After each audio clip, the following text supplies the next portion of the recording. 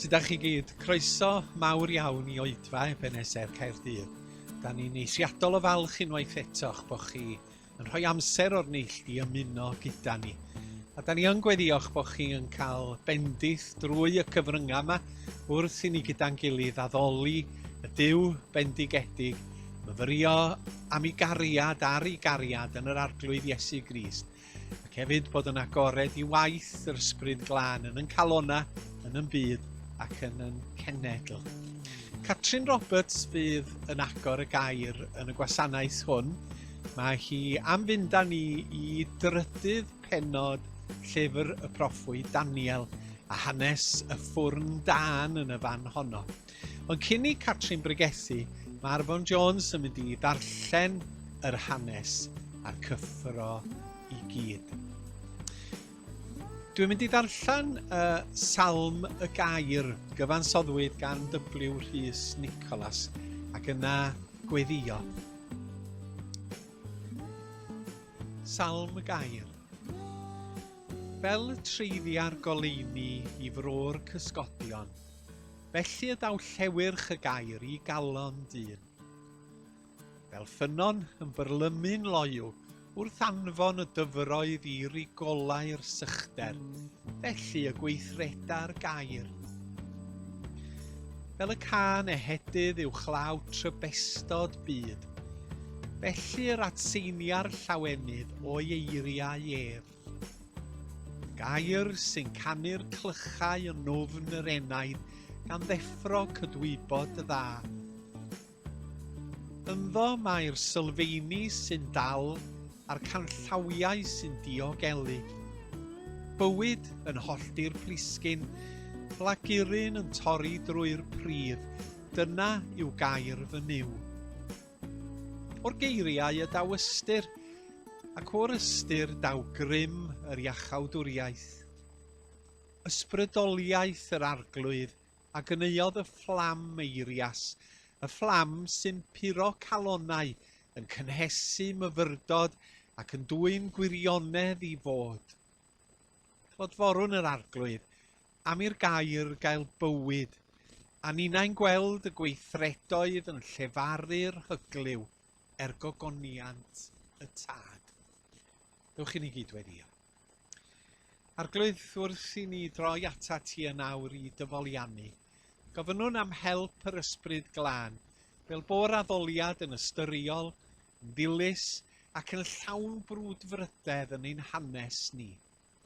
Rwyt ti yn rhagorol ac yn fendigedig, yn berffaith yn dy ffyrdd, fel mae'r proffwyd Eseia'n dweud, nid fy meddyliau yw eich meddyliau chwi, medd yr arglwydd, ac nid fy ffyrdd i yw eich ffyrdd chwi.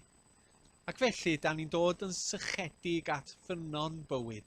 Da ni'n dod gyda newyn yn ein heneidia at fara y bywyd, sydd i'w gael yno ti. Dim ond ti, arglwydd, sydd yn gallu'n di-sychedu ni mewn gwirionedd. Dim ond ti sydd yn gallu torri newyn yn heneidia. Ac ar gychwyn gwasanaeth, da ni'n dod ar yn cyslwng, gan wybod y cawn ni wledd yn dy bresenoldeb di, drwy rym yr Ysbryd Glân a drwy faith y newyddion da. Bendithia bawb arglwydd sydd mewn angen yr wythnos hon, y rhai hynny sydd yn sâl ac mewn gofid a phrofedigaeth, y rhai hynny sydd yn teimlo'n fregus, yr oedrannus sydd yn gaeth i'w cartrefi ac i gartrefi gofal, ac aelodau o'n heglwysi a'n teuluoedd sydd mewn gwendid ar hyn o bryd. Eiriolwn ar ei rhan yn awr ar gychwyn y gwasanaeth hwn, gan ofyn y byddi di y meddyg mawr yn ymweld â hwy. Gofynnwn yn enw Iesu Grist ein harglwydd. Amen.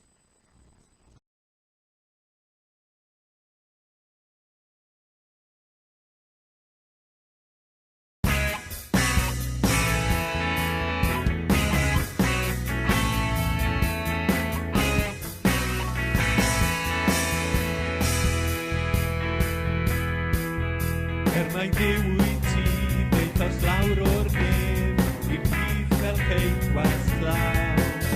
Gwisgais natur byd gan ei fyddhau yn chwyd.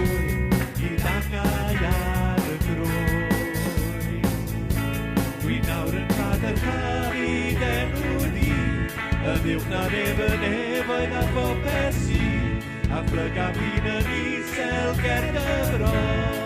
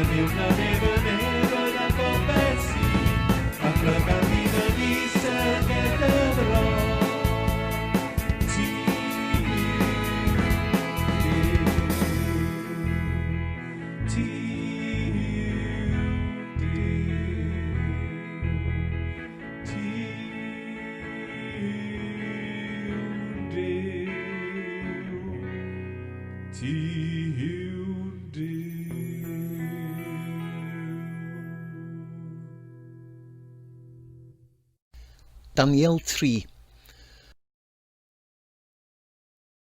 Dyma'r brenin Nebiwchadnesar yn gwneud delw aur oedd yn 27 metr o uchder ac yn 3 metr o led. Cafodd y cerflun ei osod ar wastadedd dwra yn halaeth Babilon.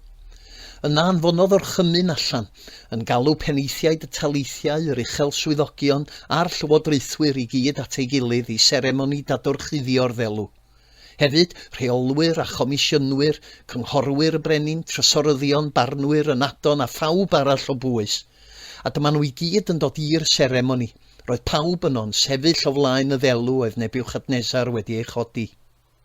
Yna dyma swyddog yn cyhoeddi'n uchel. Dyma orchymyn y brenin i bawb sydd yma o bob gwlad ac iaith.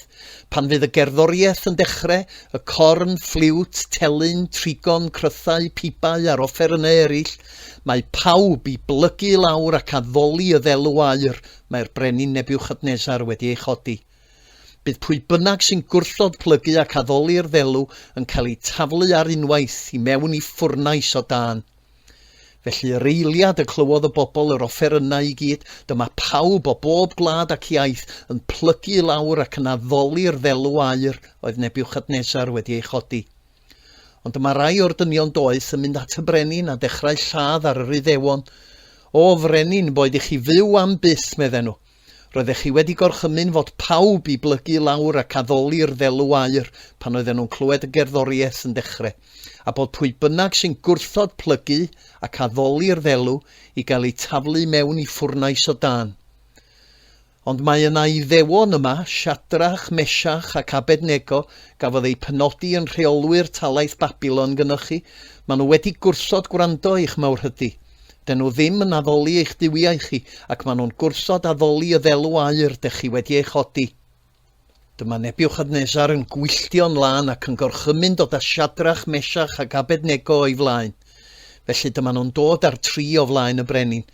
A dyma Nebiwchodynosor yn gofyn iddyn nhw, Siadrach, Mesiach ac Abednego, ydy o'n wir eich bod chi ddim yn addoli fy niwiau, a'ch bod chi wedi gwrthod addoli'r ddelw aur dwi wedi ei chodi? Dwi'n fodlon rhoi un cyfle arall i chi. Pan fyddwch chi'n clywed yr offerynnau, os ydych chi'n barod i blygu lawr ac addoli y ddelw dwi wedi ei chodi, bydd popeth yn iawn. Ond os byddwch chi'n gwrthod, byddwch chi'n cael eich taflu ar unwaith i mewn i'r ffwrnes o dan. Pa dduw sy'n mynd i chachub chi o'm gafel i wedyn? Ond dyma Siadrach, Mesiach ac Abednego yn ateb y brenin. Does dim pwynt i ni eich ateb chi. Os ydy'r Duw den ni'n addoli yn bodoli, bydd o'n gallu'n hachub ni o'r ffwrnes dan ac o'ch gafel chi o frenin. Ond hyd yn oed os ydy o ddim yn gwneud hynny, sdim gwahaniaeth, does gynnon ni ddim bwriad addoli eich diwiau chi na'r ddelw aur dych chi wedi ei chodi. Roedd Nebiwchodynosor yn lloerig gyda Siadrach, Mesiach ac Abednego. Roedd ei wyneb yn dweud y cwbl. Roedd o'r chymyn fod y ffwrnes i gael ei thanio 7 gwaith poethach nag arfer. Yna gorchmynodd i ddynion cryfion o'r fyddin rwymo Siadrach, Mesiach ac Abednego a'i taflu nhw i mewn i'r ffwrnes. A dyma'r tri yn cael ei rwymo a'i taflu i'r ffwrnes heb hyd yn oed dynnu ei dillad. Roedden nhw'n dal i wisgo'r cwbl, clogyn, trowsus, twrban a phob dilledyn arall. Am fod y brenin wedi gorchymyn gwneud y ffwrnes mor eithafol o boeth, dyma'r fflamau yn llamu allan o'r ffwrnes a lladd y milwyr wrth iddyn nhw daflu Siadrach, Mesiach ac Abednego i'r tân. Felly dyma Siadrach, Mesiach ac Abednego yn syrthio wedi ei rhwymo'n dyn i ganol y tân yn y ffwrnes.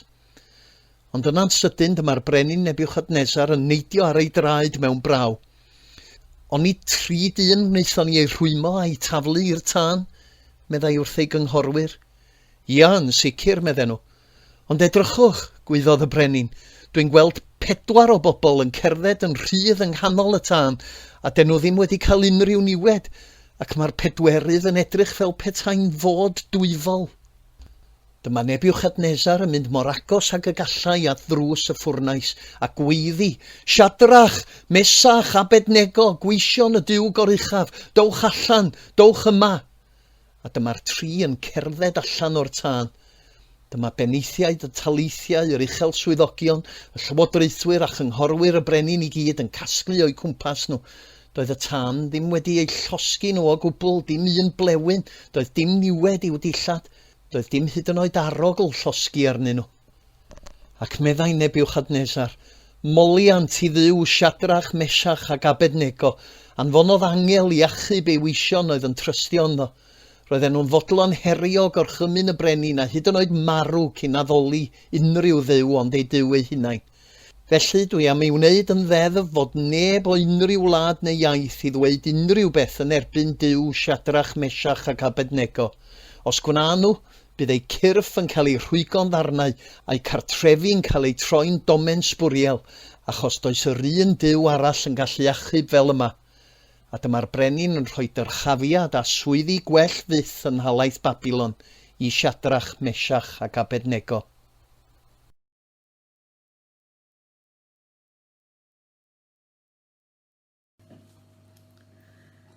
Chi'n cofio'r gân? Ble mae Daniel? Ble mae Daniel, ble mae Daniel, yn ffai llewod, am be, am iddo beidio addoli'r ddelw. Dwi wedi bod yn canu'r gân efo plant ys blynyddoedd, cyn sylweddoli bod y geiriau'n anghywir. Nid addoli'r ddelw achosodd i Daniel fynd i ffai llewod, ond gwrthod stopio gweddio. I ffrindiau fo, Siadrach, Mesiach ac Abednego, nath wrthod plygu ag addoli'r ddelw, a chael ei hanfon i'r ffwrnes dan. Ni'n cofio bod y brenin Nebiwchodynosor wedi codi y ddelw ar wastadedd diwra, ac wedi anfon gwys i alw pwysigion y wlad i gyd i ddod at ei gilydd, ac ar ganiad y corn roeddwn ni gyd i fod i blygu ac addoli'r ddelw. Pwy bynnag oedd yn gwrthod syrthio ac addoli, mi fyddwn nhw'n cael eu taflu ar unwaith i ganol ffwrn o dan poeth. A mae'r mwyafrif yn Babiloniaid, yn Iddewon, yn bobl o genhedloedd eraill, yn ufuddhau, ond nid Sadrach, Mesach ac Abednego. Mae nhw yn rhoi mwy o bwys ar orchymyn Duw yn y deg orchymyn, na chymerddiwiau eraill ar wahân i mi, na wnaed ti ddelw gerfiedig, nac ymgryma iddynt. O weld y tri yma yn sefyll a phawb arall yn plygu, mae y swyddogion yn nodi hanefuddod. Alla bod nhw'n genus fod pobl o genhedloedd eraill wedi cael swyddi pwysig o fewn eu gwlad. Neu falle bod nhw'n dal i deimlo embaras bod nhw wedi methu a dehongli breuddwyd y brenin, a Daniel yn dod i'r adwy ac yn llwyddo yn hynny. Ond, beth bynnag oedd y rheswm, mi oedden nhw am waed yr Iddewon yma oedd wedi gwrthod plygu. Wedi dod o flaen y brenin, mi gafodd y tri gyfle i newid i meddwl, ond eto maen nhw'n gwrthod plygu. Fe allai'r bechgyn yma fod wedi ceisio cyfiawnhau eu penderfyniad, petai nhw wedi mynd gyda'r llu a gwneud rhyw fath a pawb arall. Dweud wrthyn nhw'n hunain, wel, beth sy'n y galon sy'n bwysig, neu beth da ni'n neud yn allanol. Ond na, roeddwn nhw yn gwbl hyderus bod Duw yn mynd i'w hachub nhw a byddai'n ffyddlon iddyn nhw, a mae fo oedd yn rheoli'r amgylchiadau yma. Sylwch be maen nhw'n dweud. Mae'r Duw a ddolwn ni yn alluog i'n hachub, ac fe'n hachub ni o ganol y ffwrnais danllyd, ac o athafel dithau o frenin. A hyd yn oed os naw na, yr ydym am i ti wybod o frenin, na wasanaethon ni dy ddiwiau, na caddoliad ddelw air am eithost. Dyn nhw'n ddigon hyllug i ddeud mae Duw yn mynd i wneud hyn. Ond maen nhw'n gwybod bendant i ffydd y gall Duw ei hachub, os mae dyna Duw gynllun ar ei cyfer. Fel y dywed Eseia 43, dyma ddywed yr arglwydd, paid ag ofni, oherwydd gwaredaf di, pan fyddi'n mynd trwy'r dyfroedd byddaf gyda thi, a trwy'r afonydd ni rithran trosod, pan fyddi'n rhodio trwy'r tân nith ddifyr, a trwy'r fflamau ni losgant di, oherwydd mae fi, yr arglwydd y Dduw, Sanct Israel, yw dy waredydd. Roedd y ffwrnas ger llaw, mae'n siŵr, ffwrnais a ddefnyddiwyd i doddi mwynau, ac i mewn i'r ffwrnas a'r tri yma. Wedi'w clymu. Mae'n debyg fod na ryw fath o ffenast yn y ffwrnas i'r gweithwyr allu gweld lle oedd y broses wedi cyrraedd o ran puro'r mwynau. A trwy'r agoriad yma, mae Nebiwchodynosor yn edrych ac yn cael braw. Nid yn unig o weld y tri dyn yn fyw ac yn cerdded o gwmpas, heb fod yr rhaffa yn ei clymu, ond hefyd mae'n cael fwy o sioc fyth o weld fod na bedwerydd person i mewn yn y tân, hefo nhw. Pwy? Rhywun sy'n debyg i un o feibion y diwiau. A'r hyn mae esbonwyr y Beibl yn deithio ni ydy mae dyma'r Iesu wedi ymddangos un o'i ymddangosiadau cyn iddo fo ymgnawdoli a dod i'r ddaear yn faban y Methlem. Ac wrth weld hyn, mae'r brenin yn rhyfeddu ac yn cydnabod yn gyhoeddus nerth Duw Israel, yn cydnabod ei ffyddlonrwydd ffydd yr Israeliaid yn ei Duw. A mae o'n datgan nad oes Duw arall a all waredu fel hyn. A'r holl bobl yna oedd wedi dod, wedi galw o bellderoedd i fod yn rhan o ddefod plygu i ddelw aer. Maen nhw'n mynd adre gyda stori wahanol iawn i'w rhannu. Hanes Duw rhyfeddol yr Israeliaid yn achub 3 dyn o'r ffwrnes dan. Pam cynnwys y stori yma yn y Hen Testament? Wel, mi fydd yr Iddewon yn derbyn cysur a nerth a her o glywed am Dduw yn achub i bobl mewn sefyllfaoedd cwbl anobeithiol. Gofiwn bod yr Israeliaid wedi colli'w glad, eu teml, byddwn nhw dan ormeth Babylon, yn cywilyddio am hynny. Roedd yna demtasiwn enfawr iddyn nhw gyfaddawdu gyda'r gymdeithas baganaidd oedd o'i cylch fel digwyddodd y diwrnod yma. Ond dyma hanes sy'n dangos Duw yn ffyddlon, yn gryf, yn bresennol gyda'i bobl yng nghanol eu helyntion. Yda ni angen gwrando ar y neges yma heddiw. Mae'r eglwys mewn sefyllfa debyg, mae alwad arno ni gyfaddawdu, i gydymffurfio'r byd hwn, mwy a mwy o rwystro ar yn gwaith i yn ceisio rhannu y ffydd Gristnogol, y drysa'n cau, a mae yna alw arno ni blygu ger bron y ddelw secwlariaeth. Ond gwrandewn ar fyrdwn yr hanesyn yma. Yn llaw Duw, mae'r amserau hyn, ac fe fydd yn ffyddlon i ni os byddwn ni'n ffyddlon iddo fo. Mae cyntaf Samuel, pennod 2 adnod 30 yn dweud, y rhai sy'n fy anrhydeddu anrhydeddaf a di-ystyrir fy nirmygwyr. Ie, mae fi, yr arglwydd Dduw, i'w dywaredydd, meddes Eia. Nid oes Duw arall a all waredu fel hyn, fedd Nebiwchodynosor. Hanes Duw yn dod at ei bobl ac yn achub ac eir yn hanes y 3 llanc. A dyna gnewyllyn yn ffydd ni fel Cristnogion, ynde. Duw yn dod ato ni, Duw yn siarad efo ni, Duw yn agosau ato ni, ie, trwy'r gair, trwy weddi, ond yn yr Iesu. Fe ddaeth un oedd yn debyg i un o'r diwiau at y 3 yn y ffwrnas, ac fe ddaeth Iesu'r byd i ganol profiadau bywyd ynol. A mae'n dod ato ni lle bynnag yda ni, beth bynnag ydy'n sefyllfaoedd ni.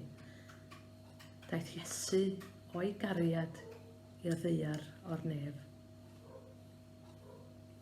Cofio hanes taid am daid yn hytrach, yn dod i weld i wyr bach ac yn mynd i fewn i'r tŷ. A dyna lle oedd y bwchan yn crio yn ei bleipen. Taid, nid i ddod o'i allan o fama. A taid yn mynd yno i ymateb wrth gwrs, a mam yn dweud na, mae'n gofod aros yna.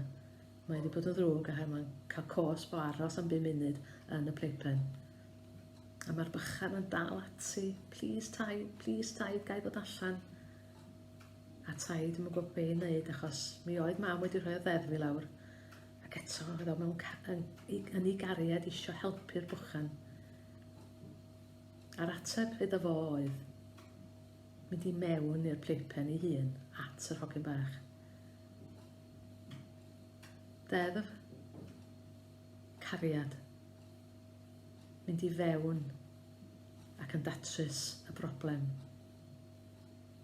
Nath Duw ddim adael i'r bechgyn yma osgoi yr helynt yn y ffwrnes, ond fe ath o yno atyn nhw i ganol y tribuni. A mae o'n digaddo dod ato ni waith beth ydy'n logarchiadau mewn bywyd. Duw yn dod ato ni yn yr Iesu. A hefyd Duw yn achub ac yn rhyddhau trwy Iesu. Fe rhyddhawyd y bechgyn yna o'i rhaffaid yn ei clymu, ac fe ddaeth Iesu yn rhyddhau ni o raff a rhaffau pechod. Edodd o yn ei Pregeth yn Lyc pennod 4, mae ysbryd yr arglwydd arnaf, mae wedi fy anfon i gyhoeddi rhyddhad i garcharorion, yn datguddiad, penod gyntaf na 5, i'r hwn sy'n ni'n caru ac yn rhyddhaodd ni, oddi wrth i'n pechodau a'i waed. Rhyddhau dod â ni i'r ryddid newydd. Diolchwn fod Duw gyda ni. Diolchwn fod Duw yn achub ni. Hanes y tri llanc. Stori ysgol Sul? Stori blant? Na. Nid stori, ond profiad. Profiad o real, o deimlo Duw yn agos, ac o wybod fod Duw yn achub. A'i profiad i'r tri llanc yn unig? A'i profiad i rai bobl sbesial heddiw? Na. Profiad sydd ar gael i bawb sy'n barod i fentro a rhoi ffydd yn Iesu Grist. Gwahoddiad o rhod y bwys a'r freichiau'r Iesu. Dygaru y mae. Nid yw ei galon byth yn oeri, na'i lygaid yn trymhau. Mae o'n agos ato ni, mae o'n dod ato ni, a mae o'n achub ni. Diolch iddo am ei gariad. Amen.